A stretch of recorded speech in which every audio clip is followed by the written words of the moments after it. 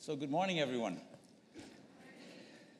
My name is Bob Lynch, and I'm the president and CEO of Americans for the Arts, but also the Americans for the Arts Action Fund. And since we're talking about many different models, I throw those two out at the beginning. One is a 501c3 organization, and one is a 501c4 political organization. And we'll talk about all of these different kinds of acronyms and names as we go forward. I am really excited to see a subject, a topic that I'm told has not been talked about very long, very much or for very long here at Sphinx. The description of our session is the more the merrier, and but the topic is really a survival topic. How do you as individuals, how do you as organizations survive in a complex world of managing your work? And we're going to be talking a lot about the mechanics of survival, whether you are an individual, whether you're an organization, or really for the entire industry. So with that, the format that we're going to use here is we're going to each give some thoughts on the topic. I'm going to give some general thoughts first, and an introduction of myself. Each of us will say a few more words about themselves, and I'm going to devote about 10 minutes to each person to have thoughts about the overall questions that we're looking at, and then the time for you all at the end to ask questions. We'll have about 10 minutes, and I want to remind everybody about the Slido option, where if you want to queue up a question electronically, you can go on to slido.com and go to the SphinxConnect connect code, and Anne here will be looking at that and coming up with those questions to the microphone stand. Couple of things. The three speakers who we have are each terrific leaders in the arts, and each in their own sector of the arts, but they also have had lots of experience with different kinds of models, both for themselves or for members or for clients in their organizations. So Suzanne Charles, the first of the folks who's going to speak here. Roof 2 is the organization that she co-partners on, and it focuses on civic future making, which I love. I love that term, civic future making. And we've also been very benefited from her work as a member of our Americans for the Arts Creative Economy Advisory Group. And the creative economy and what that means and all the different opportunities and models that puts forward is another aspect of this conversation. So welcome. Jessie Rosen, I've known for a long time, and I've known him primarily in his capacity as CEO of the League of American Orchestras. 2,000 members, individuals, and organizations, and lots of tentacles into many other aspects of the arts world and the music world. But one of the things that not many people know is that our organization, Americans for the Arts, was founded in 1960, but relevant to this conversation, it was incubated for 11 years at the American, at the what was then called the League of the American Orchestra League. Or other names along the way. So that's, we're connected in many ways and many models, and that's one right there. And then Sharnita Johnson, thank you for being here, Program Director for the Arts at the Geraldine R. Dodge Foundation, and lots of work in the area of many areas, but the area of creative placemaking. How does that tie into everything that we're talking about here today? So with that, I'm just going to say a few words about what we're talking about here and the questions that this subject brings up, the more the merrier. Are there too many of us is one of the top questions. Is too much art being produced? Too many artists being created? Too many organizations? That's a question that actually is often asked in American society over the many, many years when there were maybe 10% of the people that are here and the groups that are here, asked because our model is very much a growth model in our country. It's not a control model like many European countries have. And so we just keep on going if the energy and the vision is there. So what's an answer to that one? Is there enough money out there? Well, there's never enough money. That's one of the MOs of our organization, of our industry. I just came yesterday from putting forward the testimony to Congress once again for money for the National Endowment for the Arts, on the heels of the president once again zeroing out all the money for the National Endowment for the Arts. This president, this is the 4th year in a row. We've gotten all the money back, and that's a good news. And we've gotten an increase. That's a good news each year, 4 years. But the bad news is we're still not back to where we were 25 years ago. So is there enough money, and what do we do about that? The other good news, though, is that there's a lot of other new sources of money out there for different kinds of models that we're talking about. So we'll look into that one, too. New nonprofit organizations. So the folks who thought this was a topic that you'd be interested in talked about, is that necessary? Is it necessary to start a new nonprofit organization, to do the work that you want to do? Is new models, new nonprofit organizations necessary for advancing the equity goals that we have, or the resource generation goals that we have for arts organizations and artists today?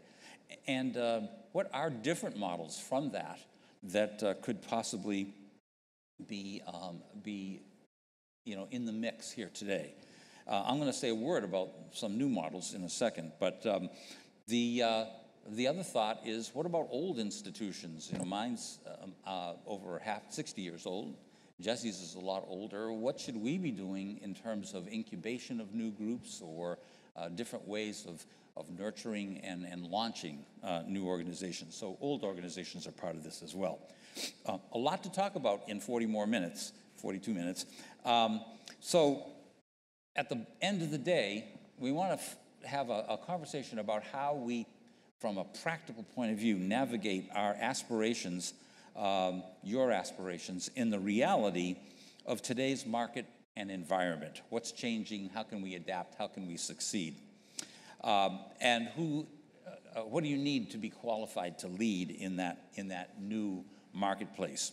How can you be both an entrepreneur and a manager and an artist at the same time?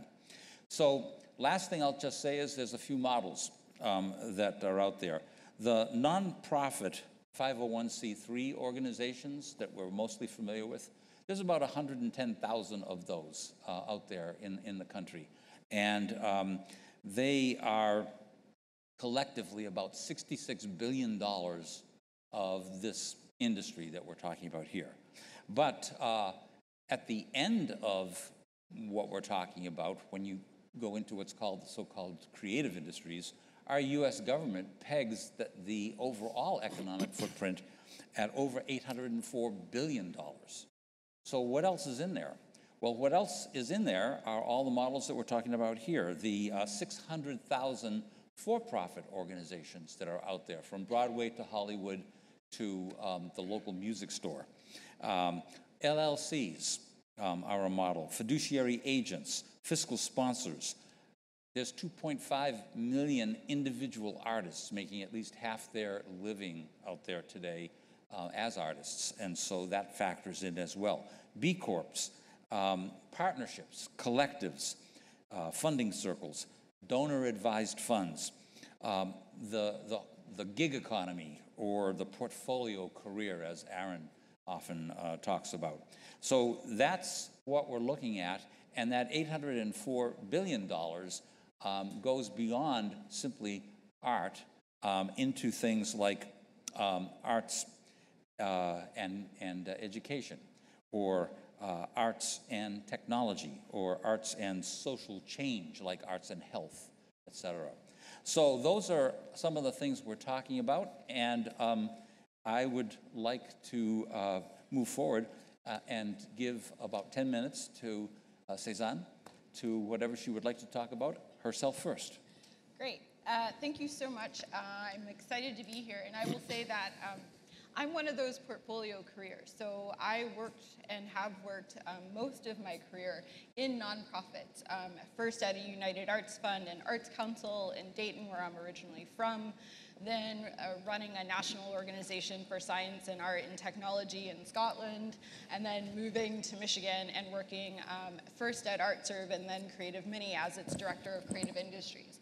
But running alongside that, I've also always had either artist collectives that I was part of that were unincorporated, as well as my own creative practice that has always been registered in any country that I happen to be living in at the moment as a sort of LLC or sort of the equivalent in the UK. And part of that really is because of this idea of limited liability. I mean, I'll start there and just say that there's a lot of benefits as an individual artist to being incorporated in terms of the degree of separation that it gives you. There are a lot of other things that you then have to take on. And we've sort of settled over the years through Root of Two, first as an interdisciplinary arts partnership is I think the first way we described it. And then over time it became a hybrid art and design partnership. And then ultimately, with my partner, John Marshall, it became a hybrid design studio that was really focused, as you said, on civic future making. And the way that I sort of explain civic future making in the easiest sense is I grew up watching the Jetsons. And I love that there were flying cars, but we did not imagine Jane working in that future, right? We didn't imagine that work was anything other than a factory in that future. So there are all these consequences to consistently and persistently under-imagining the future, right? If we sort of treated equal pay and women in work the way that we treated the flying car, we would actually see more progress on that work. So my design studio sort of works at the intersection of design and technology and public policy, and it's everything from sort of strategic planning and foresight and scenario planning and stakeholder workshops and engagement kind of work to actually really designing work in the public realm, work for gallery spaces, performative pieces that really try and point out and illustrate the idea of what technology and society and design can do to sort of illustrate preferable outcomes for the future. So really sort of getting into those issues, as you said, around social practice and social change. So I've always kind of operated in both of those hats. The body of most of my work has been funding and supporting individual artists and creative practitioners inside the nonprofit work that I do. And that sort of naturally led to this idea of the creative economy for the same reason, right? Because all too often when we think about arts and culture, we start, at least in this country, with our sort of base of operations, our base of normal, as the nonprofit arts and cultural organization. If you then have to sort of dive into even the unincorporated artists, you immediately are in that for-profit territory. You are in, even if they're not making profit, and let's face it, it's really hard as an artist to make profit. You're in that territory of being classified, at least at a government level, as somebody who's working to sort of make profitability, make a living wage, make an earning off of your creative gifts. And so if that's the body of the work, then how do we tell that more comprehensive story about our arts and cultural sector? How do we then not only sort of measure that, but how do we sort of flip the script on measurement and actually begin to sort of measure more what we value? And if we start with the individual artist, if we start with the individual creative practitioner, whether they're ultimately finding work as a cultural worker in a nonprofit organization or maintaining their own creative practice, or doing something in between, like a portfolio career. How do we sort of account for that, both economically, in terms of their social impact, in terms of the way that they sort of promote community cohesion, but also the way that they sort of imagine more liberatory futures, more liberatory spaces for us to do the work that we do that matters. So that's really been kind of my charge over my 20 years. And I've always tried to find the model that works. So whether that's being in an organization and being that entrepreneur inside an organization, or leading organizations myself, or creating my own creative practice. Wonderful. A question, LLC, you've chosen that as a model. We're talking about different models. How come? So I do a lot of work in the public realm. which comes with a lot of liability. So the LLC simply, for us, makes sense in terms of the way that allows us to limit some of that liability as we do public kind of practices. It's everything from headless chickens on rooftops in Miami that's been around based on the climate of fear on the internet. It's a little work we called Wither Veins that was looking at information ghettos. But all of a sudden, when you're working in that public realm as an individual artist, it's really about working with engineers, it's working with architects, it's sort of working at scale. It means a lot more risk and a lot more insurance. And so some of that is what drives that work. But equally, there are benefits to like having an LLC for your creative practice. So when I'm like doing talks or doing events or doing workshops, you know, I can make sure that I'm providing them with an EIN number rather than my social security number. That's just the easiest thing. I'm not spreading my social security number around for every talk that I give, right? So they're just like little things like that that make it worthwhile. But then ultimately, I think the format of the LLC, because I work in a collaborative partnership with my husband and partner. He also works in university education. I've also historically always worked in nonprofit. It really made sense for us to be operating on an equal footing as a co-created, co-led partnership, and to sort of ensconce that legally. Now, we get grants, we get awards, so when we do that, we work through fiscal sponsors. We also take on client work, which means, you know, we're getting sort of earned income through that sort of means. So the LLC is a good vehicle for us for those reasons. But it also doesn't mean that we haven't started our own artist collective nonprofit in the past before too. So I think we're just really about what are the right models to fit the work you intend to do, and how do you understand the sort of longitudinal nature of that work. Great. I'll save a few other questions for later, but turn to Jessie. Thanks, Bob. I'm going to speak about this not from the individual artist standpoint, but more from the perspective just kind of looking nationally and looking at ways of influencing the world and making change happen. And I am generally really wary about starting new nonprofits, and I'll tell you why, and I'll also tell you a big exception to why I kind of have some doubts about what I really think about this. And also give you a little case study of kind of interesting formation of people mobilizing for change. And the reason I'm wary about nonprofits is because nonprofits grow at a rate 7 times faster than for-profit companies. In other words, do nonprofits come into being at 7 times more frequency and volume than in the for-profit sector? And there's a very low barrier of entry to the nonprofit sector. It's really easy to start one. It is really hard to kill one. They tend to live forever.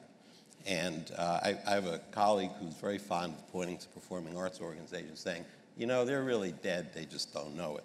And there is a kind of institutional inertia that kicks in, and organizations tend to just keep going and going and going after they've outlived the vitality and vibrancy of their mission.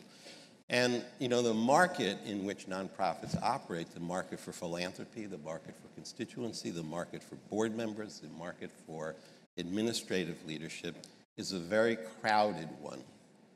I wouldn't say there's not enough. I don't believe we're a resource-scarce society. I mean, God knows we generate more wealth in this country than anywhere. But there are issues about accessing it and competing for it. And dividing those markets becomes really complicated. It's not always the best thing for everybody. There's a study done of Ohio performing arts organizations by AMS Planning and Research, where they looked at the number of performing arts organizations in the state. I think it was over a 10-year period. And they looked at those that were healthy and those that were weak. And what they noticed was that during this 10-year period, eventually the weak ones failed. When the weak ones failed and went out of business, the entire volume of performing arts activity went up. Everybody enjoyed growth. The net volume of philanthropy and audience participation rose. So it wasn't just that individual organizations did better. The entire ecosystem of the performing arts was strengthened by the falling out of some weaker partners. So, we operate in a really, really competitive environment, and, it's not like somebody should stand around and say, you should live and you should die. As Bob said, we're not in a controlling kind of society in that way. So, basically people can do what they want. But whether or not it's the healthiest thing for the whole sector is another question. And then also, I think, in today's world, institutions are at their absolute low point. Public confidence in American institutions is just really just so far down.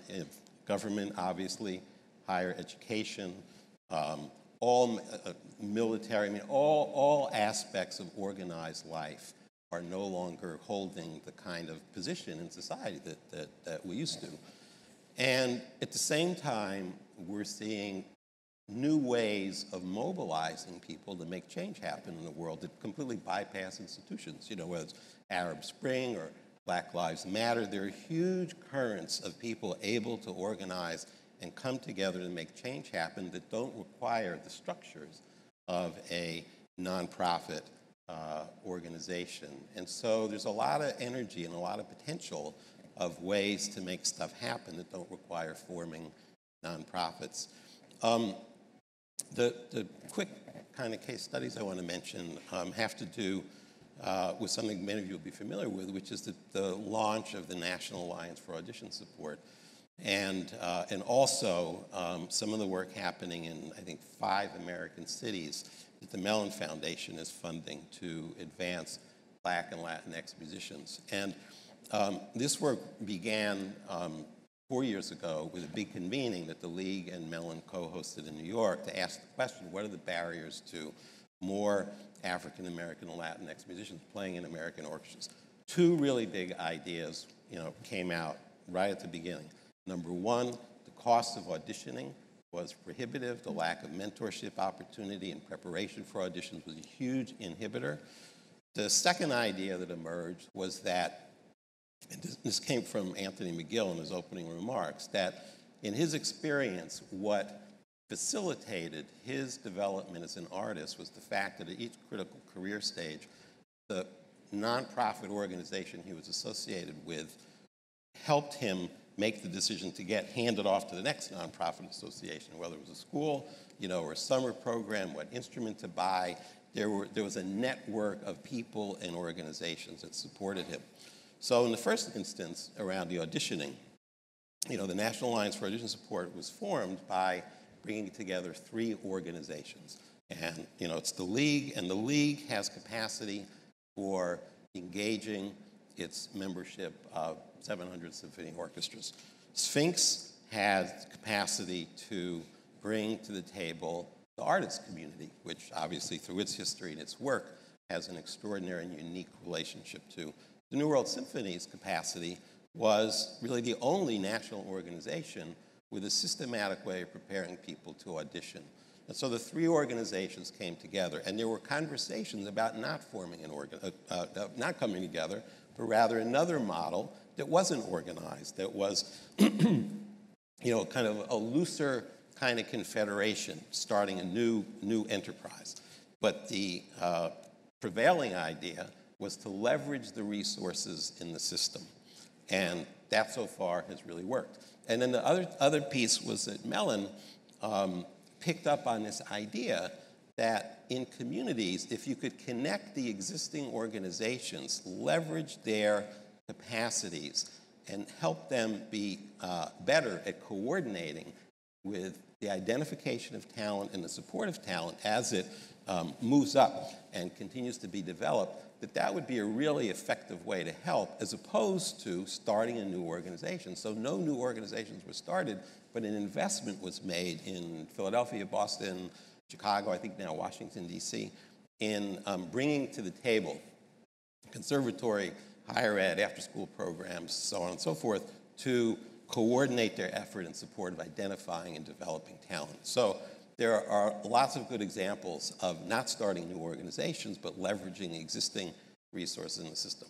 So the big caveat, I would say, and it's a significant one, is that this is a way of, in some ways, reinforcing the status quo. I mean, if you're an existing organization, you command a certain amount of power and influence in the system you operate in.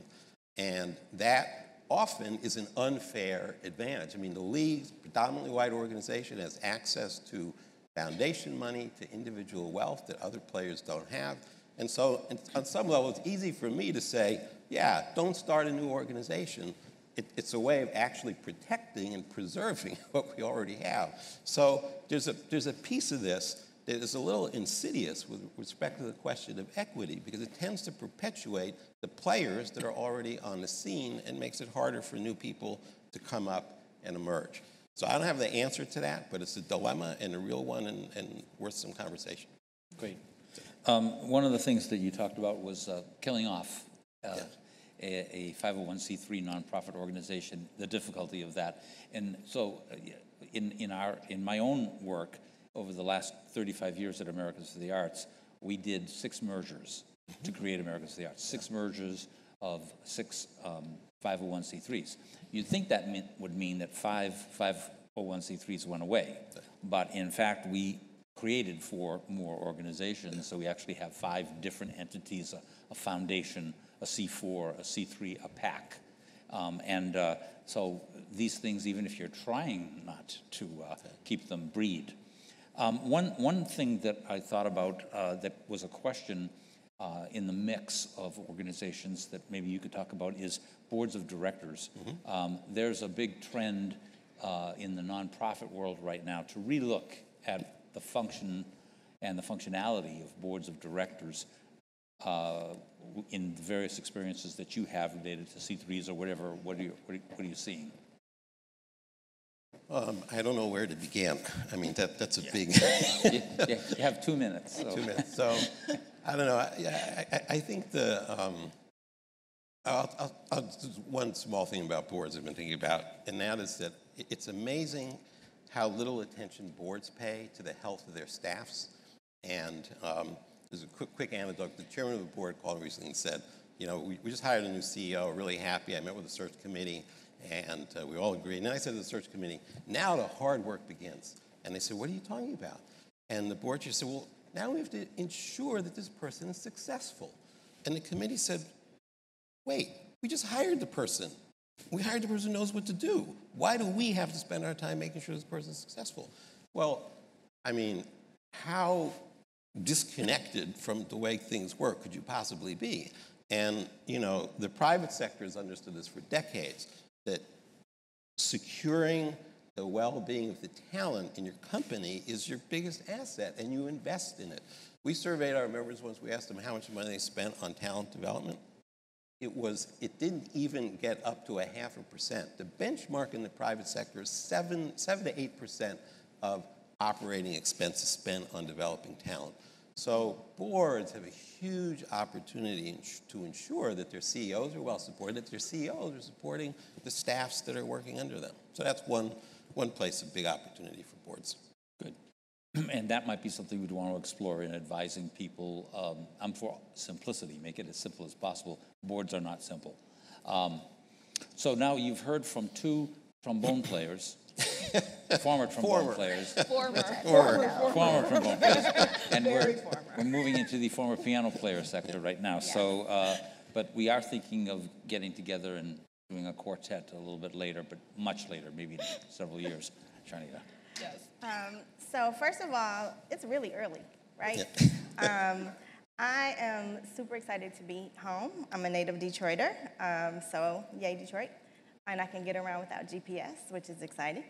And I actually am a piano lesson dropout. So you may not want to add me to the group.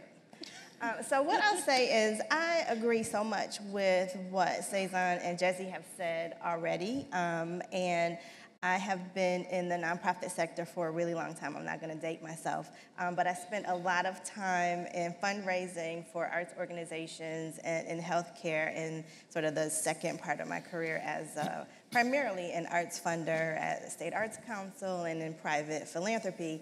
And I totally agree that the 501c3 model is broken. I do not have an alternative. I've been sort of trying to figure that out for a very long time. I think it particularly disadvantages organizations led by people of color who may or may not have access to the relationships and networks that are necessary to keep these organizations vibrant.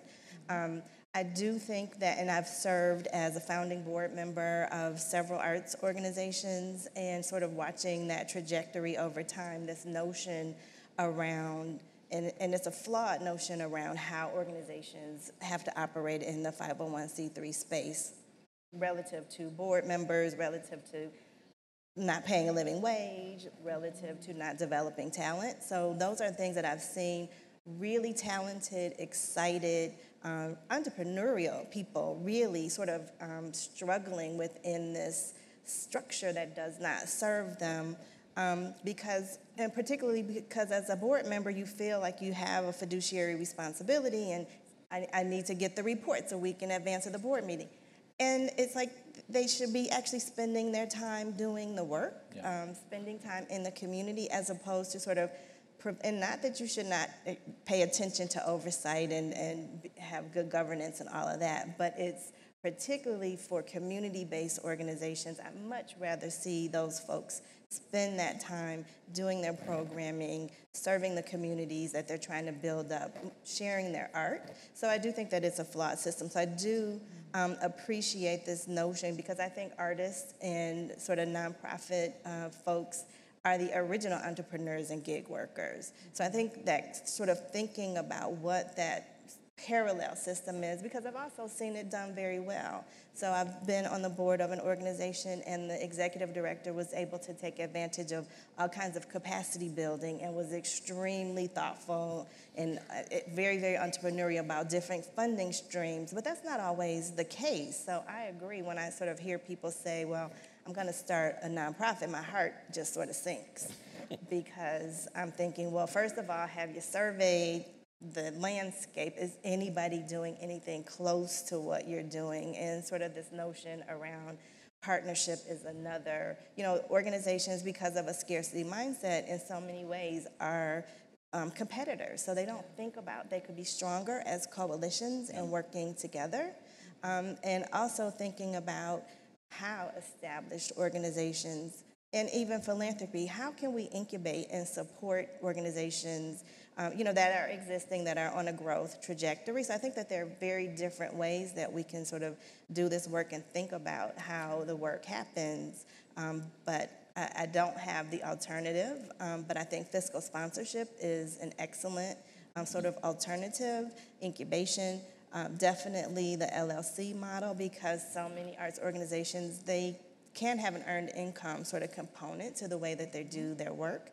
And also thinking about, I think we have a narrow vision of what arts can look like, and so how the arts operates in neighborhoods and communities and what we consider art. So I had a conversation recently with a community-based organization, and the executive director said, we think food is art. Like in our community, food is art and culture.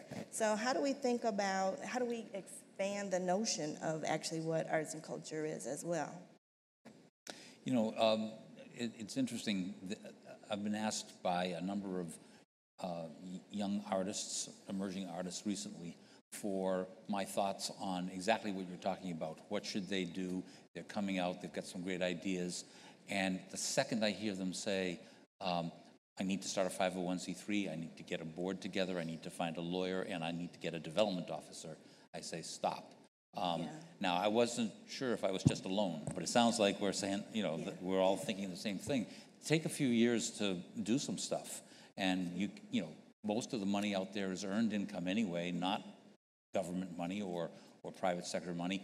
And then, now, interestingly, a couple of these younger folks, they did that, and eventually they did start a 501c3, but it was time then to do it. There were some opportunities. Yeah. So it sounds like we're singing from the same page here. Yeah. I was going to say, you can't stop them. No. It'll happen anyway, but it's definitely maybe there's another opportunity as opposed to sort of taking that on. And I get it that particularly artists that are really excited about doing something and they don't see a place for themselves someplace else, that they have to create that space for themselves. And absolutely, if you are passionate and you have to do it, if it's just you're compelled, that's all you think about, then do it. But just know it's not easy. The allure of a board meeting is something maybe that everybody should go to first. Go to one first and then decide if you want to have a board meeting. I have one other question that's sort of related, but not exactly related. As people go toward C3 models or whatever. So I've been at Americans for the Arts for 35 years. 35 years ago, if I looked at my top 20 private sector funders, none of them are top arts funders today. The funding scene has changed radically, and in fact, in many ways, there's a lot more money out there, but sometimes I wonder if there isn't even a lot less arts money. As somebody from a foundation, what's your observation on that as it relates to this topic? I actually agree, and I think sort of when the financial crisis around 2008, so many philanthropies moved away from funding the arts for a lot of reasons. They perceived other things to be more important and pressing in their communities, and that's certainly their prerogative. Although I do feel that there is sort of a growing interest, and it's probably in family foundations, it's probably in donor-advised funds, and then there's all that money that we know is sort of locked up in banks that nobody knows exactly how to get to. So I think probably on the individual side there is resource there, but I do think sort of over time many of those foundations that moved away from the arts did not return. And thankfully, actually, the Dodge Foundation has been involved in the arts since its founding, which was about 45 years ago. And hopefully that'll continue to be the case. But I agree with you. Yeah. And one of the great poetry sponsors in America. Yes, the Dodge Poetry Festival in October in Newark. Join us. So we're going to turn in about 2 minutes to the audience, so get your questions ready. But I wanted to just give the panel a second. If anybody heard anything from another panelist or has something that they forgot to mention, if you wanted to add anything. I mean, I would add a yes and to this idea about, the kind of way that we sort of perpetuate the ecosystem means that we think first about nonprofit arts and cultural because we think first about funding. And if we have funding sources that sort of continue to say or gatekeep around this idea or are protective around this idea of we only can fund through sort of the 501c3 model or through statutory sources of funds that have made it, at a government level too risky to fund otherwise individuals or whatever, then we're creating the idea of that supply and demand because of the way we hold and keep resources. So I would say it's easier as an artist to imagine not starting a 501c3 if you didn't believe that the only way that you could access funding was through grants, or that the only way that you could make a living was through this idea of some form of statutory subsidy. And I think, that's both on the individual artist and creative practitioner to really test that against evidence, because we know in terms of evidence, small organizations have this problem of sort of defeating the big and persistent org. So I think that we have to work at it on both ends, and a lot of that is around education, professional development, but a lot of it is about either being much more open about how competitive the sector is, but also maybe challenging and changing the structures as well to actually think about how we fund these alternative forms, how we incentivize them, how we resource them. So, good. Anyone else?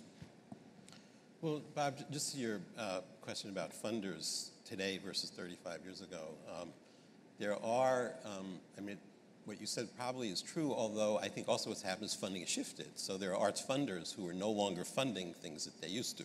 Yeah. So, in 1966, the Ford Foundation gave, in today's dollars, $500 million in 3 years to 50 American orchestras. $500 million in 3 years. Huge. Today, the Ford Foundation does not support American orchestras.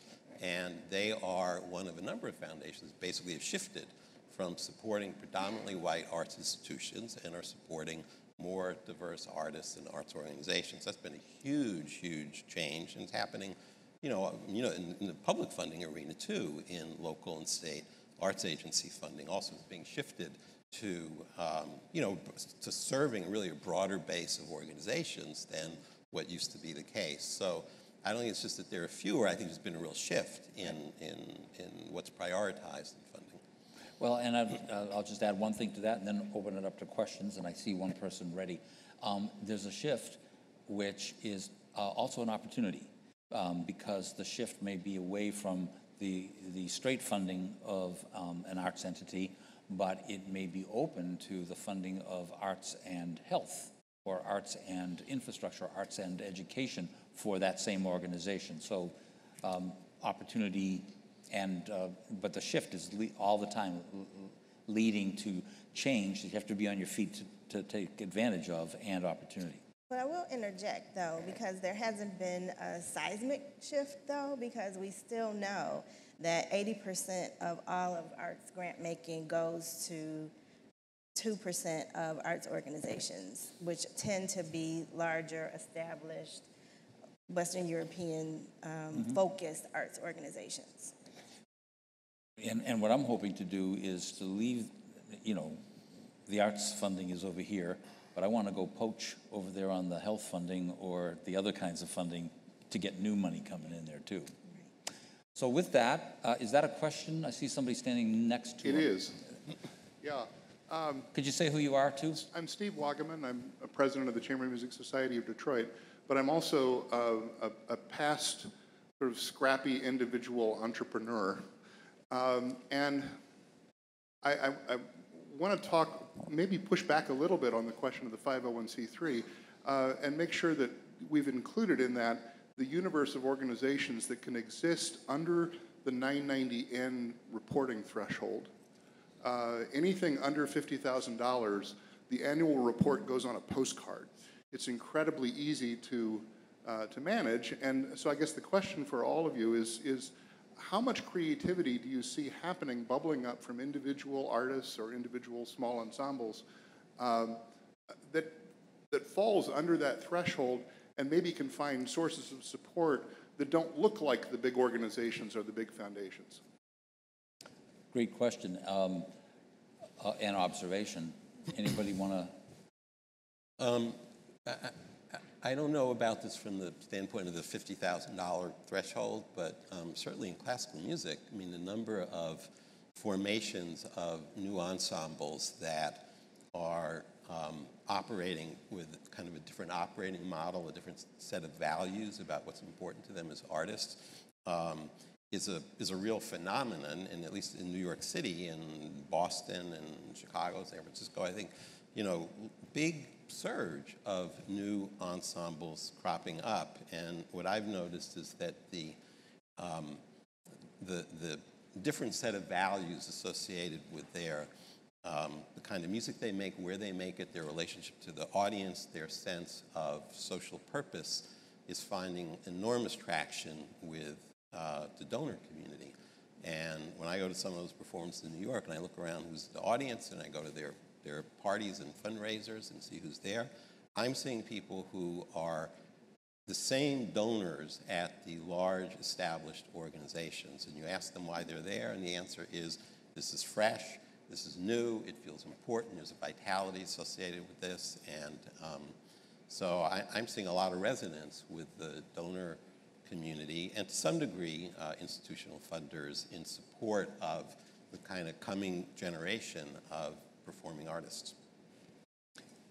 So in my grant-making experience, it's varied. I've not ever worked at a foundation that required an audit. So I've worked at organizations that the 990 is sufficient. I've worked at a funding organization that we just wanted a bank statement. It was a very grassroots organization, and that was sufficient as well. So I do think it's individual regarding what requirements each philanthropy has, but I think that you're absolutely right that it really is around the individual donor base. So we have very grassroots organizations that I'm funding right now, and we make a relatively modest grant. And most of the operating dollars are coming from individuals and maybe a couple corporate sponsorships.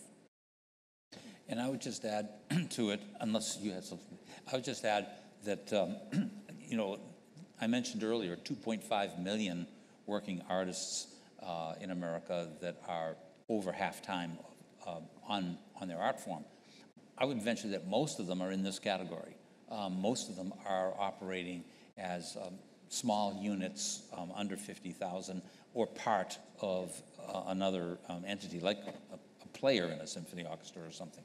And when I go out to other conferences like International Folk Alliance Conference, 3,000 folk artists, or a lot of the people who are attending the NAMM show, or the American Craft Council, so many of these artists are working in this way. So I think that's a great point, and it's a sort of it's not really a mechanism, it's just a framework. So I mean, just to sort of touch on that, what we find is a lot of people operating in that under 50,000 level or are unable to sort of guarantee sort of predictable income are either choosing to be unincorporated doing their work, so they're sort of earning their living through some other mechanism other than their art in a full-time capacity, and they're just choosing to be unincorporated. But if they are claiming in any way, I know tax season's kind of coming up, my accountant is bugging me right now, but if in any way they file like a Schedule C around their expenses or income through their individual creative practice, that work is captured through non-employer statistics. And that's where we see this kind of growth, and also the parity to your question about the gig economy. That's where a lot of people who haven't chosen to formally incorporate in some way, shape, or form, whether it's through the 501c3 model, and of course, the burden of sort of existing as a 501c3 under 50,000 is significantly less. But if the reason to have that nonprofit designation is merely to seek grants or to sort of declare to a community that you have a social purpose, there are other ways to do that too that actually might have better taxable benefit for you as an individual. So some of it is about continuing to sort of push at that idea of how do we declare that we're value-based organizations or social profit organizations, even if we're not talking about the 501c3 model. So I would just say, keep all of those things in mind. There is no right or wrong answer, but there is the model you choose to build and operate, and to do that with kind of the purpose and intent behind it, with some evidence to back that up. Great. I see a question. This is by far the most popular question on Slido, and this is directed towards Jessie. Are you satisfied with the insidious nature of keeping power and privilege with established organizations if you are the ones controlling the equity conversation? Well, the short answer is no. And you know, it really does speak to, I think, this question about how do you create the space for other voices and other people to step into the leadership roles and wield some influence. And I think at the League, we certainly struggle with this because we are in a position that gives us an ability to convene, to set an agenda, to bring resource to the table. And those are all good things, but they're also controlling things, things that we have by virtue of the power that we hold as a predominantly white institution. And, we don't have this all figured out. I mean, that's kind of also the short answer, but I would also say that we have tried to step back also in certain situations where we think, things can get done better by other people that are not us. And a lot of our work in the last few years, particularly around EDI, has been to kind of create the space for the important conversations to happen and allow, let things go the way they go. The League didn't, hasn't kind of set, the agenda as to how stuff was going to unfold in the world. We certainly have a point of view, and we haven't been shy about it, but we've also pretty much tried to make room and space for many voices to be shaping the conversation and shaping the work. And we remain so humble and ready to be called on things we should be doing differently and better to make more room for others. Thank you. So we only have a few more seconds, really, so I'm going to actually, I guess I can give it to one more question, or I can give a last second to each panelist. We'll go with one question, and then I'll do the same thing. I'll see if anybody has a final word that they want to say. So please, go ahead. Could you offer some suggestions of program evaluations for the health of a 501c3? So actually, let me say, I'll say something about that, and that will be my final bit of advice, and then I'll turn it over to you guys. I think the 501c3 organizations and both board staff function need to be constantly evaluated, simply evaluated. I think that simplicity is for this conversation, my overarching end advice would be keep it simple. And that means, look at the functionality of those organizations. Look at the board. Do you have too many people on there so that your energy goes into meetings as opposed to into action? Do you need other kinds of entities like, and I believe you do, different advisory groups and panels and all kinds of people that are not formal, but they're funneling what you really need, which is ideas and information and dollars perhaps into the organization.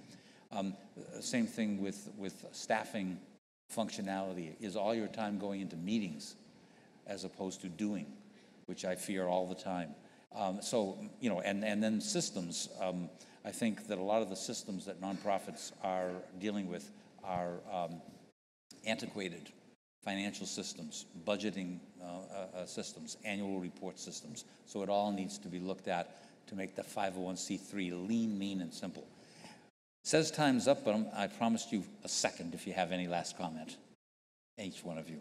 Yep. So I'll just say really quickly that the Dodge Foundation actually has a long-standing technical assistance program that we offer free to grantees around board capacity and other organizational. So I'm happy to talk with folks offline about that.